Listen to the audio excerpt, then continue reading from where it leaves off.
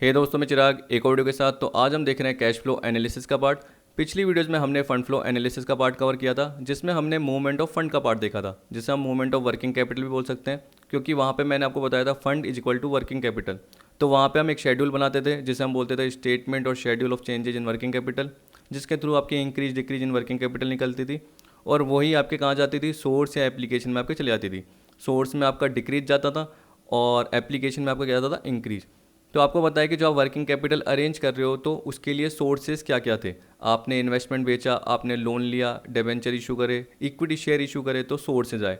फिर आपने पेमेंट किया, मशीनरी खरीदी, आपने लोन का पेमेंट किया, तो वहाँ पे नॉन करंट और करंट का पार्ट था।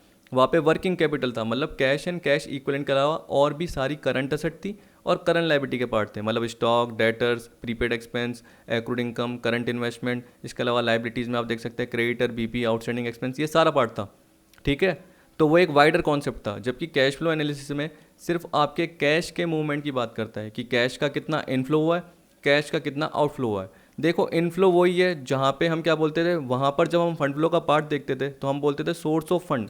यहाँ पे हम बोलेंगे सोर्स ऑफ कैश। ठीक है, कि कैश कहाँ कहाँ से आ रहा है। तो आपने इक्विटी शेयर इशू करे, तो आपको पता है कि पब्लिक में इशू करे, पब्लिक क्या देगी, कैश देगी। तो आपके बैंक में पैसा आया, तो bank account debit to equity share capital. तो यहाँ पे ये नहीं कि आपको कैश ही देखना है, कैश एंड कैश इक्विवेलेंट की बात कर रहे हैं, तो हम कैश भी आएगा, बैंक भी आएगा। ठीक है। इसके अलावा आप है ना वो शॉर्ट टर्म सिक्योरिटीज़ की भी बात कर सकते हो, जो कि जल्दी कैश में कन्वर्ट हो जाती है। नॉर्मली 3 महीने का मैच्योरिटी पीरियड होता है या उससे कम का, उसके अंदर कैश में कन्वर्ट हो जाती है। तो इसलिए हम क्या बोलते हैं, कैश एंड कैश इक्विवेलेंट का पार्ट आएगा। ठीक। तो ये बोला, it is a statement that show flow of cash and cash equivalent during a given period of time. अब देखिए, आपको पता है कि आप बिजनेस के ऑपरेशन कर रहे हो और ये बोल रहा है during a given period of time. तो नॉर्मली क्या होता है, आपको पता है कि बैलेंस शीट आपको दी हुई होती है एग्जाम में। अब हमारे तो मल्टीपल चॉइस आते हैं, तो हमें तो इतना बड़ा देगा नहीं, तो मैंने इसलिए क्वेश्चन भी इसका कोई बड़ा कवर नहीं करा, छोटे छोटे पार्ट ही कवर कर रखे हैं, ताकि एक तरीके से आपको कॉन्सेप्ट आ जाए।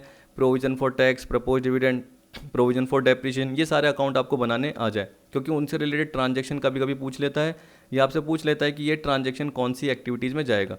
तो हमारी बिजनेस की एक्टिविटीज़ को हमने 3 पार्ट में बांट दिया। ठीक है। AS3 के हिसाब से बोल रहा है, ऑपरेटिंग, इन्वेस्टिंग, फाइनेंसिंग।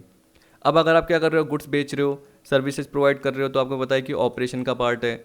अगर आप क्या कर रहे हो, मशीनरी खरीद रहे हो या आप इन्वेस्टमेंट कर रहे हो शेयर मार्केट में, बिजनेस का पैसा बिजनेस के बाहर लगा रहे हो, लेकिन आपका काम नहीं है वो, याद रखना, तो वो आपकी इन्वेस्टिंग में चले आएगा। वैसे आप लोन ले रहे हो, डिबेंचर इशू कर रहे हो, फिर पेमेंट कर रहे हो, वो सारा फाइनेंसिंग में। तो ये शॉर्ट में पार्ट है। तो आपको पता है कि जब बैलेंस शीट दी हुई होती थी और अगर आपका अमाउंट बढ़ गया या कम हो गया, तो उसके थ्रू आप कैश रिसिप्ट या कैश पेमेंट का पार्ट जनरली पता करते हो, या आप अकाउंट बना के उनका एडजस्टमेंट करते हो और उसके थ्रू पता करते हो कि प्रॉफिट हुआ या लॉस। फिर आप एडजस्टमेंट करते हो, क्योंकि आपको पता है कि जब भी ऑपरेटिंग एक्टिविटी बनती है, तो आपने ये देखा होगा कि फॉर्मेट जब भी बनाते हैं तो एक डायरेक्ट मेथड होता है और एक इनडायरेक्ट मेथड होता है। ठीक है। तो आपके इन्वेस्टिंग और फाइनेंसिंग में प्रोसेस में कोई चेंज नहीं होता, सेम ही होता है, चाहे डायरेक्ट मेथड हो चाहे इनडायरेक्ट मेथड हो। लेकिन ऑपरेटिंग एक्टिविटीज़ के प्रोसेस में चेंज हो जाता है। एक तो डायरेक्ट है, डायरेक्ट का मतलब क्या हुआ कि आपने जो गुड्स बेचा, सर्विसेज दी, फिर आपने जो मेटल खरीदा, पेमेंट किया, उसका डिफरेंस जो भी आ गया, फिर उसके थ्रू आपने टैक्सेस ये लेस करके आपका कैश फ्लो निकल के आ गया। और एक इनडायरेक्ट क्या होता है, जिसमें आप P&L के एडजस्टमेंट के थ्रू ऑपरेटिंग प्रॉफिट पे पहुंचते हो। तो ये दोनों फॉर्मेट मैंने कवर कर रखे हैं ताकि आपको दिक्कत नहीं हो। तो ये पार्ट आ गया, ये बोल रहा है। अब देखिए, कैश में आपको क्या बोल रखा है, वही कैश इन हैंड और डिमांड डिपॉजिट विद बैंक, यानी आपने बैंक में जो भी पैसा जमा कराया। अब देखिए, मैं सेविंग की बात नहीं कर रहा, आप सेविंग का पैसा भी कभी भी निकाल सकते हो, उसे भी डिमांड डिपॉजिट बोला जाता है। लेकिन हम बिजनेसमैन के पॉइंट ऑफ व्यू से देख रहे हैं, फर्म के पॉइंट ऑफ व्यू से। तो फर्म क्या करती है, करंट अकाउंट खोलती है। तो आपको पता है कि 24/7 कभी भी वो क्या कर सकती है, एक पार्टी से दूसरी पार्टी को ट्रांसफ़र कर सकती है। तो बैंक में पैसा आ रहा है, जा रहा है। तो जनरली हम कैश रिसिप्ट और कैश पेमेंट की बात कर रहे हैं, तो कैश एंड कैश इक्विवेलेंट में ये पार्ट आ जाएगा।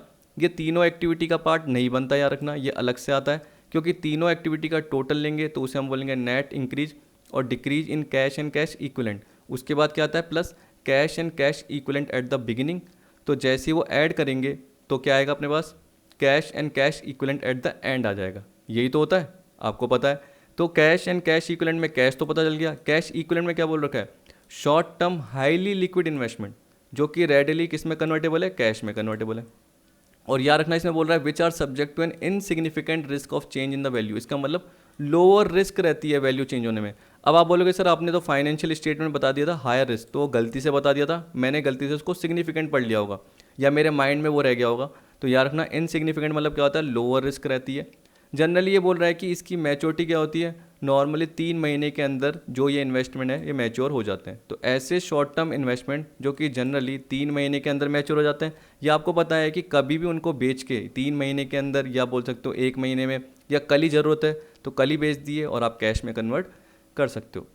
तभी इसको हम क्या बोल रहे हैं, कैश इक्विवेलेंट, मतलब रोकड़ के समतुल्य। हिंदी में क्या बोलते हैं, रोकड़ समतुल्य, ठीक है, नगद समतुल्य ऐसे बोला जाता है, नगद के समान।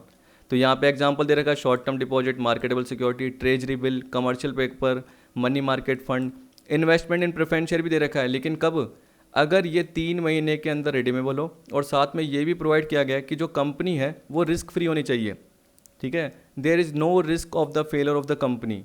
Risk free in the sense ये बोल रहा है कि कंपनी के डूबने के चांस नहीं हो, ये बोल रहा है, ठीक है। फिर आपको कुछ एग्जाम्पल दे रखे हैं कि अगर आप नॉर्मल कंसीडर करते हो बिजनेस में, तो अगर आप कैश बैंक में जमा कराते हो तो कैश का पार्ट है, कैश निकालते हो तो उतने से क्या हो जाता है, आपका कैश कम हो जाता है। अब देखिए, अब ये किसी एक्टिविटी में नहीं दिखाते हो तो आपको पता है कि आपका ओपनिंग कैश कितना है और क्लोजिंग कितना है, बस वो देखना है आपको, ठीक। उसी तरीके से बोल रहा है कि अगर आपने इक्विवेलेंट सिक्योरिटी जो ऊपर मैंने बताया, जो भी शॉर्ट टर्म इन्वेस्टमेंट है, कमर्शियल पेपर, ट्रेजरी बिल, वो अगर बेचे तो उससे कैश रिसिप्ट हुआ, ठीक है। अब उसको दिखाएंगे थोड़ी कहीं, क्योंकि हमें पता है कि हम जनरली उसको क्या मान रहे हैं, एक तरीके से कैश इक्विवेलेंट के फॉर्म में मान रहे हैं। तो उसका ओपनिंग और क्लोजिंग बैलेंस को आपको कंसिडर करना है और टोटल में देखना है। एक तो टोटल में क्यों, क्योंकि जब भी स्टेटमेंट बनाते हैं फॉर्मेट, तो हम सीधा क्या लिखते हैं, cash and cash equivalent at the beginning, cash and cash equivalent at the and.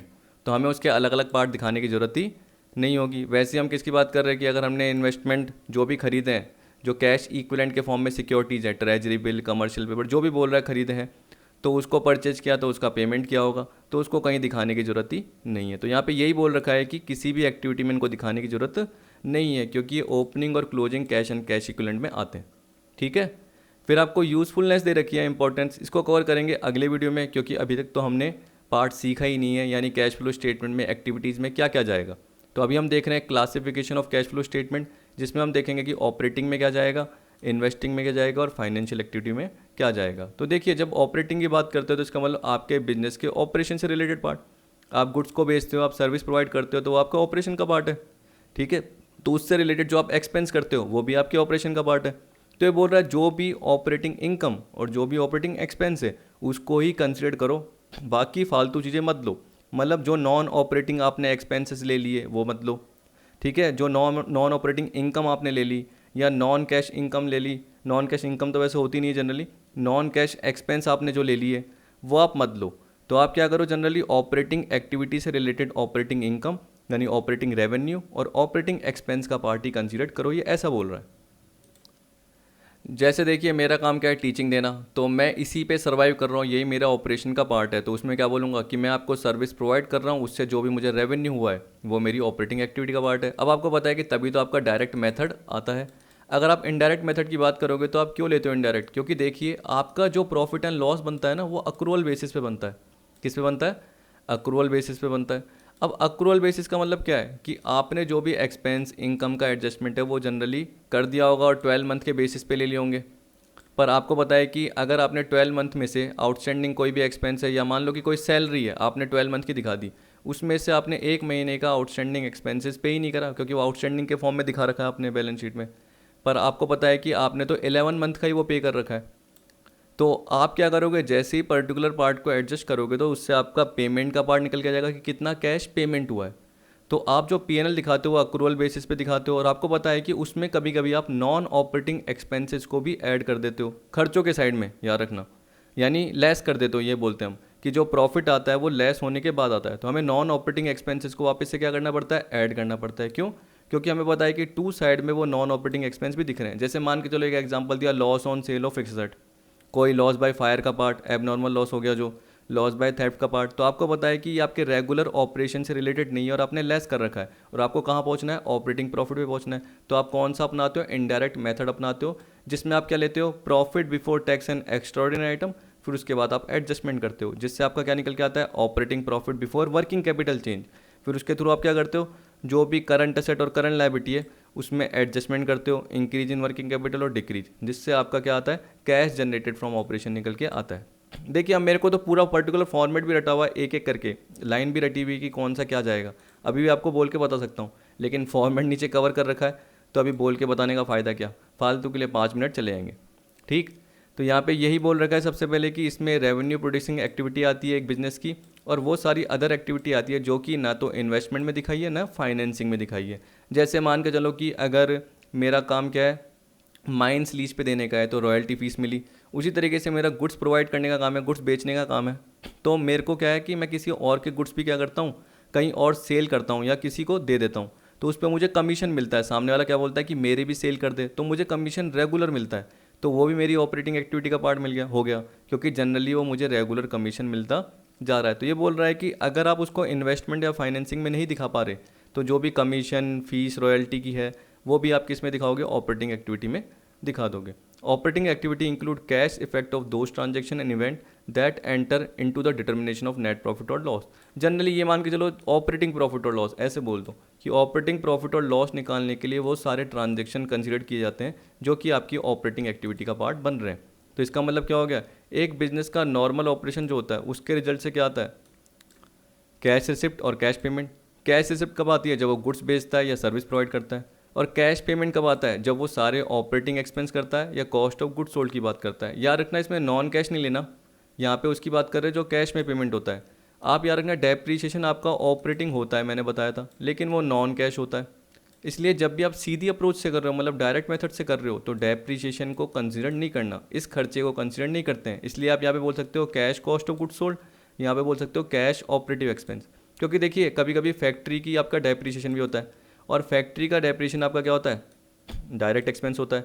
तो अगर आप इसमें ले लोगे तो गलती से आपने नॉन कैश भी ले लिया, तो याद रखना आपको डेप्रीशिएशन को नहीं लेना। इसी तरीके से आपका पीएनएल में जब भी आता है तो क्या होता है, डेप्रीशिएशन ऑन मशीनरी आता है, तो आपको वो नहीं लेना, क्योंकि आपको पता है कि आपको कैश ऑपरेटिंग लेने, ठीक है, टोटल ऑपरेटिंग नहीं लेने, सिर्फ कैश ऑपरेटिंग लेने जो पेमेंट हो रहे हैं। इसी तरीके से ये बोल रहा है कि कभी कभी इनकम स्टेटमेंट बनता है तो वो एक्रूअल बेसिस पे बनता है, इसलिए जो है ना कैश रिसिप्ट और कैश पेमेंट है और जो एक्सपेंस इनकम दे रखे हैं इनकम स्टेटमेंट के हिसाब से वो सेम नहीं होते हैं, तो आपको एडजस्टमेंट करना पड़ता है, जो कि हमने किस में सिखाया हुआ है, इनडायरेक्ट मेथड वाले पार्ट में। ठीक है, उसमें देख लेंगे। यहाँ पे कुछ एग्जांपल दे रखे हैं आपको ऑपरेटिंग एक्टिविटी के, वो देख लेते हैं, फिर इन्वेस्टमेंट के देखते हैं, फिर फाइनेंसिंग के देखते हैं, फिर फॉर्मेट कवर कर लेंगे। देखिए पहला पार्ट क्या दे रखा है, वही cash receipt from sale of goods and rendering of services. जो सर्विस मैं जैसे बता रहा हूँ कि मैं दे रहा हूँ, वैसे कोई कंसल्टेंसी सर्विस दे रहा है, कोई हॉस्पिटल जैसे डॉक्टर है तो वो क्या कर रहा है, कंसल्टेंसी सर्विस प्रोवाइड कर रहा है, पेशेंट को अपने क्या कर रहा है, सर्विस प्रोवाइड कर रहा है, तो उसकी क्या हो गई, एक तरीके से डायरेक्ट इनकम हो गई, या हम बोलेंगे एक तरीके से ऑपरेटिंग एक्टिविटी का पार्ट हो गया। वैसे हम गुड्स बेचने की बात कर रहे हैं तो देखिए इलेक्ट्रॉनिक आइटम का मेरा काम है, फर्नीचर का काम है, तो वो सारा किस में आएगा, उससे रिलेटेड जो भी कस्टमर से कैश मिलेगा या कैश सेल होगी वो सारा का सारा पार्ट आएगा। इसी तरीके से रॉयल्टी मैंने आपको बताई थी, कोई भी पर्टिकुलर फीस हो गई, कमीशन हो गया, अदर रेवेन्यू, ठीक है, जो मुझे पता है कि मेरी ऑपरेटिंग एक्टिविटी के साथ साथ को रिलेटेड है, तो उस केस में वो भी कैश रिसिप्ट आ गया। Cash payment to supplier for goods and services, तो आपको पता है कि गुड्स बेचोगे तो गुड्स खरीदोगे भी, तो खरीदने पर सप्लायर को पे करना पड़ेगा या कैश में पे कर रहे हो। सर्विसेज जब दे रहे हो तो क्या पता कुछ सर्विसेज आपको लेनी भी पड़ रही है, तब जाके आप रेंडर कर पा रहे हो, दे पा रहे हो, तो जो भी सर्विस रिसीव करी उससे रिलेटेड, तो याद रखना ऑपरेटिंग एक्टिविटी से रिलेटेड कुछ सर्विस आप ले भी सकते हो। Cash payment to an on behalf of employ, इसका मतलब ये होता है कि देखिए आप एम्प्लॉय को वेजेस सैलरी दे रहे हो, पर इसके अलावा याद रखना वो भी आएंगे ऑफिस के खर्चे, ऑफिस एंड एडमिनिस्ट्रेशन और सेलिंग एंड डिस्ट्रीब्यूशन ऑपरेटिंग होते हैं, डेप्रीशिएशन हटा देना, बाकी सारे ऑपरेटिंग होते हैं। फिर इसके अलावा जो हम मानते हैं वो सारे के सारे क्या होते हैं, नॉन ऑपरेटिंग, जैसे loss on sale of fixed asset, loss on sale of investment, donation, charity और loss by fire, loss by theft, ये सारा पार्ट आ गया। Interest on long term loan, interest on borrowing जो बोलते हैं हम, तो वो भी जनरली आपको क्या करना है, नॉन ऑपरेटिंग वाले पार्ट में मान लेना है, समझ गए। याद रखना इस तरीके से आपका पार्ट आ जाता है। तभी हम इनडायरेक्ट मेथड में क्या करते हैं, इन सारे जो नॉन ऑपरेटिंग एक्सपेंस या नॉन कैश एक्सपेंस है उनको वापस से क्या कर लेते हैं, ऐड कर लेते हैं, और जो भी नॉन ऑपरेटिंग इनकम है उनको क्या कर लेते हैं, लेस। अब आप बोलोगे सर नॉन ऑपरेटिंग इनकम कौन सी है, देखिए आपने ऊपर पढ़ा तो आपको पता है कि जनरली जो आपका पार्ट है वो इससे रिलेटेड है, तो इसके अलावा क्या होगा, इन्वेस्टमेंट करोगे तो इंटरेस्ट मिलेगा, डिविडेंड मिलेगा, तो interest received, dividend received, rent received, ये सारा आपका किसका पार्ट है, नॉन ऑपरेटिंग इनकम का पार्ट है। ठीक, अब आप बोलोगे सर डिस्काउंट रिसीव्ड, तो मैं तो ऑपरेटिंग ही मानूंगा, और कमीशन रिसीव्ड वो भी ऑपरेटिंग मानते हैं जब तक कुछ ना बोले। तो कमीशन रिसीव्ड और डिस्काउंट रिसीव्ड मैं आपको शायद रेशो वाले पार्ट में भी करा चुका हूँ, तो वहाँ पे जाके देख लेना कौन कौन से अपने ऑपरेटिंग नॉन ऑपरेटिंग है। अब देखिए इसमें एक और बोल रखा है कि अगर आप एक इंश्योरेंस कंपनी हो तो प्रीमियम का आपको क्या हो रहा है, जो भी अमाउंट मिल रहा है, जो भी क्लेम आप सेटल कर रहे हो तो पेमेंट कर रहे हो, तो जो भी कैश रिसिप्ट या पेमेंट हो रहा है वो आपकी ऑपरेटिंग एक्टिविटी का पार्ट है, क्योंकि आप एक इंश्योरेंस कंपनी हो। जैसे मैंने इंश्योरेंस करवाया इंश्योरेंस कंपनी से, तो मेरे लिए तो एक्सपेंस हुआ ना, मैं थोड़ी इंश्योरेंस कंपनी हूँ, मेरा काम तो गुड्स खरीदने बेचने का है। अब मुझे लगा कि यार अपनी बिल्डिंग का इंश्योरेंस करा देना चाहिए, अपने स्टॉक का इंश्योरेंस करा देना चाहिए, तो वो इंश्योरेंस प्रीमियम जो भी मैं दे रहा हूँ वो मेरा पेमेंट है। वो क्या है, payment of office and administration expense, तो इसलिए वो मेरी ऑपरेटिंग एक्टिविटी में जाएगा। लेकिन इंश्योरेंस कंपनी जो प्रीमियम ले रही है उसके लिए वो रिसिप्ट है, ठीक है। इसी तरीके से जब भी क्या हो गया, मेरे बिजनेस में आग लग गई है, कुछ भी नुकसान हो गया, उसका जो क्लेम है वो मुझे दे रही है, पेमेंट कर रही है, ठीक है। तो आपको पता है कि जो भी पर्टिकुलर वो क्लेम मुझे दे रही है वो मेरी किस एक्टिविटी का पार्ट है। क्या पता मेरा माल जल गया तो मैं बोलूँगा एक्स्ट्रा ऑर्डिनरी आइटम है, क्योंकि कभी भी जब भी क्लेम मिलता है इंश्योरेंस कंपनी से तो हम क्या बोलते हैं कि वो मेरी एक्स्ट्रा ऑर्डिनरी एक्टिविटी का पार्ट है, क्योंकि हर बार आग नहीं लगती। क्या पता 5-10 साल में कुछ शॉर्ट सर्किट हो गया, कुछ नुकसान हो गया किसी वजह से, तो उसकी वजह से मेरे को कंपनी ने क्या दे दिया, क्लेम दे दिया, तो क्लेम मेरा किस में जाएगा, एक्स्ट्रा ऑर्डिनरी आइटम में जाएगा। लेकिन इंश्योरेंस कंपनी दे रही है तो इंश्योरेंस कंपनी की किस में जाएगा, पेमेंट, क्योंकि वो उसकी ऑपरेटिंग एक्टिविटी है, क्योंकि उसको हर साल किसी न किसी पार्टी को क्लेम देना पड़ता है, ठीक है, क्योंकि उसके क्लाइंट बहुत सारे होते हैं। एन्युटी का पेमेंट हो गया या एन्युटी जो भी रिसिप्ट हो रही है और भी कोई बेनिफिट है, वो सारे के सारे पार्ट इंश्योरेंस कंपनी की ऑपरेटिंग एक्टिविटी में जाएंगे। फिर इसी तरीके से बोल दिया कि जब भी इनकम टैक्स क्या करते हो, आपको पता है कि क्या आता है, cash generated from operation before tax आता है एन एक्स्ट्रा ऑर्डिनरी आइटम। तो आप जैसे टैक्स लेस करते हो तो वो किस में से करते हो, ऑपरेटिंग एक्टिविटी में से करते हो। जब तक स्पेसिफिकली फाइनेंसिंग या इन्वेस्टिंग का नहीं बोल रखा तब तक आप किस में दिखाते हो उसको, हमेशा ऑपरेटिंग एक्टिविटी में दिखाते हो। और याद रखना कि जो भी इनकम टैक्स का पार्ट है उसमें से रिफंड ऑफ टैक्स लेस कर देते हो। जैसे 1 लाख का इनकम टैक्स है, उसमें से 10,000 मिल गया तो आपने नेट कितना पे किया, 90, तो वो आपको दिखाना है, ठीक। तो किस में दिखाना है, ऑपरेटिंग में।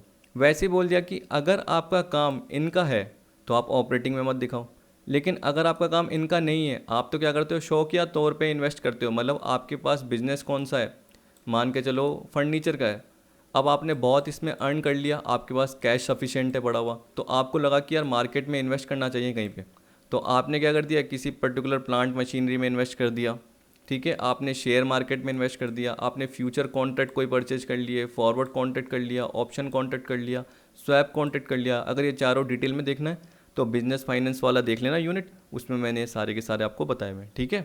तो ये बोल रहा है कि कैश रिसिप्ट और payment relating to future contract, forward, option and swap, वो हो गया। When the contract are held for dealing और ट्रेडिंग पर्पज। देखिए अब मैंने क्या बोला, अगर आपका डीलिंग और ट्रेडिंग पर्पज का काम है तो वो आपकी ऑपरेटिंग एक्टिविटी का पार्ट बनेगा। और मैंने बताया कि अगर आप शौकिया तौर पे करते हो, मतलब आप, मैंने बताया आपका फर्नीचर का काम है और आपके पास कैश बहुत सारा पड़ा है और आपने यहाँ पे इन्वेस्ट कर दिया, तो वो आपकी इन्वेस्टमेंट एक्टिविटी का पार्ट बनेगा, ठीक है। और अगर आपका डीलिंग या ट्रेडिंग का पर्पज़ का पार्ट है तो उस केस में आपकी ऑपरेटिंग एक्टिविटी का पार्ट बनेगा। अगर ऊपर मैंने पहले कुछ बोल दिया, यानी अभी 2 मिनट पहले, तो उसको मत देखना अगर मैंने गलत बोल दिया, क्योंकि मेरे को ध्यान नहीं है, जल्दीबाजी में मैंने गलत बोल दिया होगा। पर याद रखना, अगर आपका डीलिंग या ट्रेडिंग पर्पज़ का इसका ही काम है तो ये आपकी ऑपरेटिंग एक्टिविटी है। लेकिन अगर आप शौकिया तौर पे, मैंने बोला कि अगर आपके पास बहुत सारा कैश पड़ा है और आपका काम कुछ और है, जैसे आपका फर्नीचर का, इलेक्ट्रॉनिक आइटम का, सीमेंट, स्टील, जिसका भी काम है, गुड्स का, क्लोथ का, या जैसे मेरा पढ़ाने का काम है, तो मुझे पता है कि मेरे पास कैश बहुत सारा पड़ा है, तो मैंने अगर मार्केट में इन्वेस्ट कर दिया तो वो मेरा काय का पार्ट आएगा, इन्वेस्टिंग एक्टिविटी का आएगा। तो मैंने फ्यूचर कॉन्ट्रैक्ट में इन्वेस्ट कर दिया तो वो इन्वेस्टिंग आएगा। लेकिन डीलिंग या ट्रेडिंग इससे रिलेटेड ही आपका काम, यही आपका काम है, यानी इन्वेस्टमेंट कंपनी हो आप, तो उस केस में क्या आएगा, आपका ऑपरेटिंग एक्टिविटी में आएगा, क्योंकि आप क्या हो, एक इन्वेस्टमेंट कंपनी हो, आप यही खरीदने और बेचने का काम करते हो। आप एक फाइनेंशियल कंपनी हो, आप यही खरीदने और बेचने का और लोन प्रोवाइड करने का काम करते हो, तो वो सारा आपका ऑपरेटिंग एक्टिविटी में आ जाएगा। तो आपका एक तरीके से मैं बोलता हूँ कि आपकी एक्टिविटी क्या है, मेन आपकी ऑपरेटिंग एक्टिविटी क्या है, उससे रिलेटेड पार्ट देखिए, और बाकी सारा पार्ट या तो इन्वेस्टिंग में जाएगा या फाइनेंसिंग एक्टिविटी में जाएगा। अब देखिए यहाँ पे cash flow from investing activities बोल रहा है, तो यहाँ पे जनरली आप देख लीजिए कि मैं तो नॉर्मल क्या करता हूँ, 6 से 7 पॉइंट याद रखता हूँ। एक तो मैं याद रखता हूँ purchase of fix asset, purchase of long term investment, या शॉर्ट टर्म इन्वेस्टमेंट भी होते हैं, लेकिन किसको छोड़ के, जो कैश इक्विवेलेंट वाले पार्ट थे ना, जिसमें हमने हाईली लिक्विड इन्वेस्टमेंट देखे थे, उसको छोड़ देना, बाकी सारे अदर इन्वेस्टमेंट ले लेना।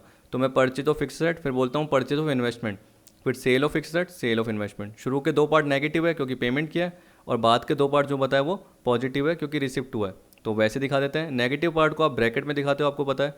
फिर आपको पता है कि अगर आपने इन्वेस्टमेंट करा होगा, तो आपको पता है कि रेगुलरली आपको क्या मिल रहा होगा, या तो डिविडेंड मिल रहा होगा हर साल, ऐसा हो सकता है, या आपको इंटरेस्ट मिल रहा होगा। तो जैसे आपने डिबेंचर में इन्वेस्ट किया तो आपको उस पर इंटरेस्ट मिलेगा, तो वो आपकी इंटरेस्ट की इनकम है, इनकम ऑन इन्वेस्टमेंट। तो इंटरेस्ट इनकम वो किस में जाएगा आपका, इसी में, इन्वेस्टिंग एक्टिविटी में, क्योंकि उससे रिलेटेड ही पार्ट आया। ठीक, वैसे ही आपको मैं बोलूँगा अगर आपने फिक्स्ड बेची, उस पर प्रॉफिट हुआ या लॉस हुआ, वो जनरली इसमें नहीं आएगा। क्यों?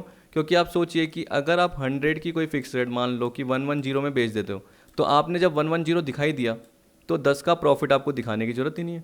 100 की कोई चीज़ आपने 90 में बेची तो आपने उसको 90 में दिखाई दिया, तो जो लॉस है आपको दिखाने की ज़रूरत ही नहीं है, और वो अपने आप P&L से चार्ज हो जाएगा।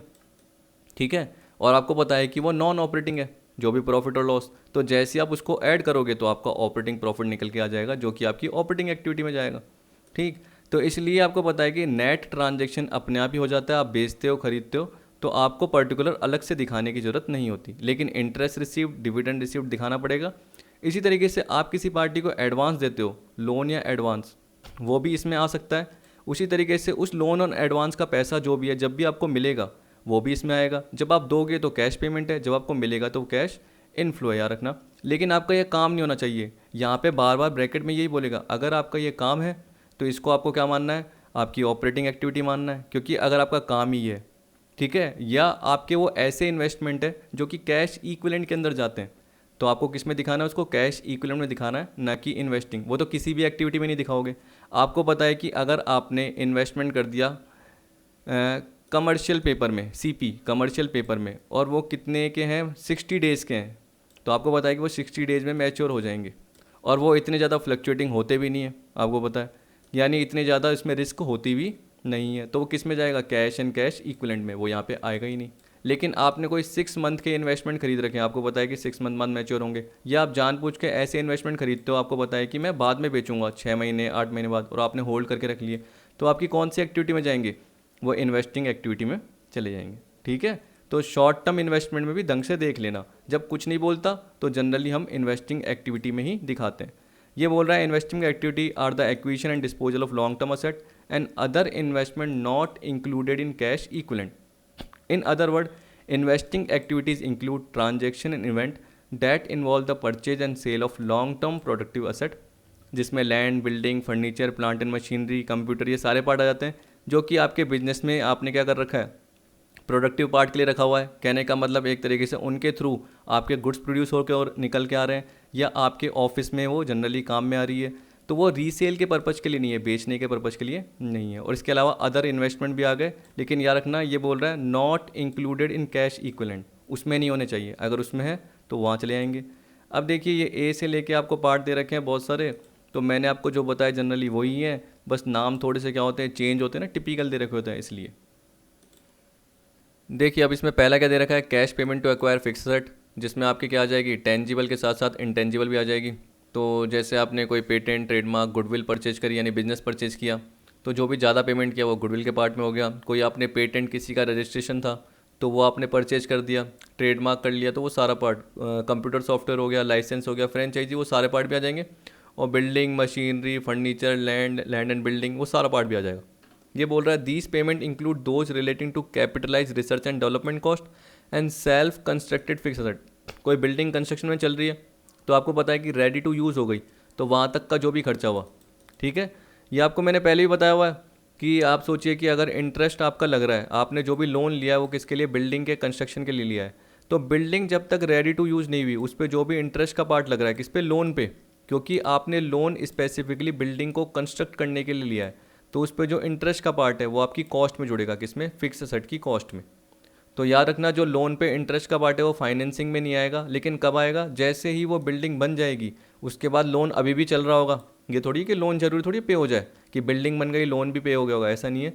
जनरली लोन भी आपका आगे टाइम के लिए चलता रहेगा, तो अब जो इंटरेस्ट होगा वो आपकी फाइनेंसिंग एक्टिविटी का पार्ट बन जाएगा। लेकिन उससे पहले तो क्या है, वो आपकी फिक्स एसेट की कॉस्ट में जुड़ता है। तो आपको अकाउंटिंग के प्रिंसिपल्स को फॉलो करना पड़ेगा, ये नहीं कि मनमर्जी से कर रहे हो। और याद रखना, जब भी आप सीखते थे तो आपको सर क्या बोलते थे कि है ना इसको रिवर्स कर दो, तो वो गलती कुछ नहीं करी, आप जानबूझ के कैश फ्लो स्टेटमेंट निकालना चाहते हो, तो आप एडजस्टमेंट कर रहे हो, गलत कुछ भी नहीं है। पिछले साल की बैलेंस शीट भी सही बनी हुई है और इस साल की बैलेंस शीट भी सही बनी हुई है। आप बस एडजस्टमेंट क्यों कर रहे हो? क्योंकि आपको वहाँ पे कैश का पार्ट डायरेक्टली नहीं दिया हुआ, तो आपको वो निकालना है, तो निकालने के लिए आपको एडजस्टमेंट तो करना ही पड़ेगा। बी में क्या बोल रखा है, cash receipt from disposal of fixed, वही जैसे खरीदा तो ये बेचा, खरीदा तो पेमेंट, बेचा तो रिसिप्ट। फिर आपको बोल रखा है कि इसी तरीके से आप इन्वेस्टमेंट की बात करते हो, तो इन्वेस्टमेंट में क्या आते हैं, शेयर खरीदे, वारंट खरीदे, डेट इंस्ट्रूमेंट मतलब डिबेंचर्स हो गए, बॉन्ड हो गए, पब्लिक डिपॉजिट हो गए, किसी भी कंपनी के, किसी भी एंटरप्राइज के बोल रहा है, and interest in joint venture. इसी तरीके से जॉइंट वेंचर में जो इंटरेस्ट है वो आपने खरीद लिया, 20% हिस्सा, जो भी हिस्सा है वो आपने परचेज कर लिया। फिर यहाँ पे बोल रहा है other than payment for those instrument consider to be cash equivalent and those held for dealing और ट्रेडिंग पर्पज। अब देखिए, जब भी ये लाइन आए तो सोचिए, अगर आपका, मैंने जैसे यहाँ पे इन्वेस्टमेंट के पार्ट में लिया हुआ है, क्यों? क्योंकि मैंने बोला कि आप शौकिया तौर पे इन्वेस्ट कर रहे हो। ऐसे मान के चलिए कि आपके पास पैसा बहुत पड़ा है, आप मार्केट में लगा देते हो, जिससे आपको क्या मिलेगा, रेवेन्यू मिलेगा। आप सोच रहे हो कि रेवेन्यू मतलब इनकम ऑन इन्वेस्टमेंट होगी, इंटरेस्ट मिलेगा, डिविडेंड मिलेगा, इसलिए आप इन्वेस्ट कर रहे हो। और आपको क्या लगेगा, यार मार्केट वैल्यू बढ़ गई तो बेचूंगा तो पैसा मिल जाएगा, यही सोचते हो, तो इन्वेस्टमेंट पे। लेकिन अगर आपने उसको शॉर्ट टर्म मान लिया और वो 3 महीने के अंदर की मैच्योरिटी का मान लिया, तो वो तो कैश इक्विवेलेंट में जाएगा। या आपका काम ही ये है, तो वो आपकी ऑपरेटिंग एक्टिविटी में जाएगा। ठीक है, जैसे मैंने आपका नाम लिया या मेरा नाम ले लिया चिराग, तो मैंने लिख दिया चिराग इन्वेस्टमेंट कंपनी या चिराग इन्वेस्टमेंट लिमिटेड, ऐसे बना दी कोई कंपनी, चिराग इन्वेस्टमेंट प्राइवेट लिमिटेड। अब मैं क्या करता हूँ, एक तरीके से ब्रोकरेज से रिलेटेड, जैसे मैं क्या बोलता हूँ, आपके बिहाफ पे जो भी शेयर परचेज और सेल का पार्ट करता हूँ, ठीक है, तो वो सारा मेरा किससे रिलेटेड है, ऑपरेटिंग एक्टिविटी से रिलेटेड है। मैं उसमें क्या कर रहा हूँ, एक तरीके से डील कर रहा हूँ या ट्रेड कर रहा हूँ, तो मुझे पता है कि वो मेरी ऑपरेटिंग में जाएगा। लेकिन यहाँ पे जो बोला है वो इन्वेस्टमेंट के पर्पज़ से बोला है कि अगर ये पार्ट नहीं हो, जो ब्रैकेट में दे रखा है, अगर ये पार्ट नहीं हो तो इन्वेस्टमेंट में जाएगा। इसी तरीके से जो इन्वेस्टमेंट किया उसको बेचोगे तो वो भी क्या होगा, एक तरीके से इन्वेस्टमेंट में जाएगा। और अदर देन बोलोगे तो वही है, कैश इक्विवेलेंट से रिलेटेड, जो खरीदे हैं उसको बेचोगे। उसी तरीके से आपको बोल रहा है कि अगर आपका डीलिंग का काम है इसी में, तो जो आपने इन्वेस्टमेंट खरीदे हैं, आप इन्वेस्टमेंट कंपनी हो, खरीदोगे तो बेचोगे भी। जनरली आपको पता है कि आपके बहुत सारे क्लाइंट होंगे जो कि जनरली आपके बिहाफ पे क्या करते हैं, यानी आप उनके बिहाफ पे क्या करते हो, सिक्योरिटी परचेज और सेल का पर्टिकुलर पार्ट करते हो, वो ब्रोकरेज वसूलते हो, वो भी हो सकता है। अब देखिए यहाँ पे बोल दिया E point, cash advances and loan made to third party. वही आपने अपनी रिलेटेड पार्टी या जानकार को या किसी भी, हम बोल सकते हैं कि पर्सन को क्या कर दिया, लोन दे दिया, पर आपका वो काम नहीं है। अगर वो आपका काम होता तो आप एक फाइनेंशियल एंटरप्राइज होते, एक फाइनेंशियल कंपनी होते, तो अगर आपका लोन देने का वो काम होता तो वो आपकी ऑपरेटिंग एक्टिविटी बनता। तो ये बोल रहा है अदर देन, इसका मतलब नॉर्मली आपने दिया है, आपका काम नहीं है। आपका काम तो क्या है, गुड्स को खरीदने और बेचने का। आपके पास पैसे पड़े थे, सामने वाला आया, रिक्वेस्ट करी, तो आपने उसको लोन दे दिया, तो वो क्या हो गया, कैश आउटफ्लो। अब वो जो मैच्योरिटी होगी उस पर सामने वाला आपको रीपेमेंट कर देगा, तो जैसे आपको कैश रिसिप्ट हुई उससे रिलेटेड, तो वो क्या आएगा, कैश इनफ्लो। किस में आएगा, इन्वेस्टमेंट एक्टिविटी में। उसी तरीके से बोल दिया कि आपने जो फ्यूचर कॉन्ट्रैक्ट में, फॉरवर्ड कॉन्ट्रैक्ट में, ऑप्शन कॉन्ट्रैक्ट में, स्वैप कॉन्ट्रैक्ट में, ठीक, तो आपको बताया कि इसमें जनरली जो भी डिलीवरी पीरियड होता है, ठीक है, उसके डिफरेंस में जो भी फ्लक्चुएशन हुआ रेट में, तो उसका जो भी प्रॉफिट और लॉस है वो आपको बियर करना पड़ता है।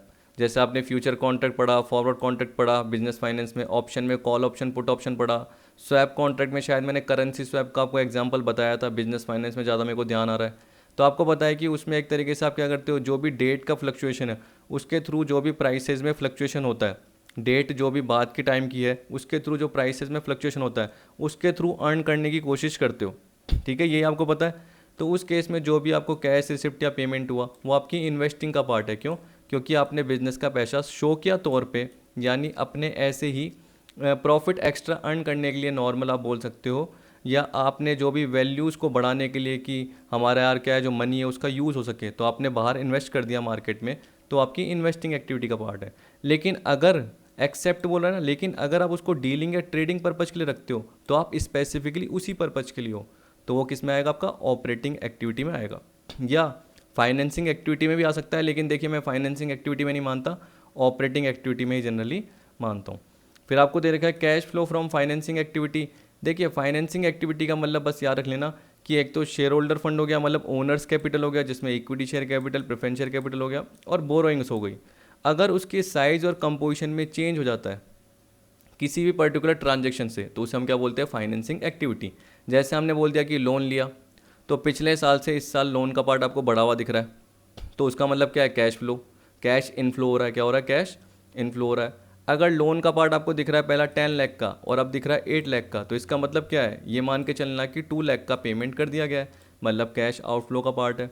इक्विटी शेयर दिख रहे हैं आपको 20 लाख से 25, मतलब 5 लाख बढ़ गए, तो वो क्या है, कैश इनफ्लो का पार्ट है। तो आपको कुछ एग्जाम्पल दे रखे हैं, वो कवर कर लेना।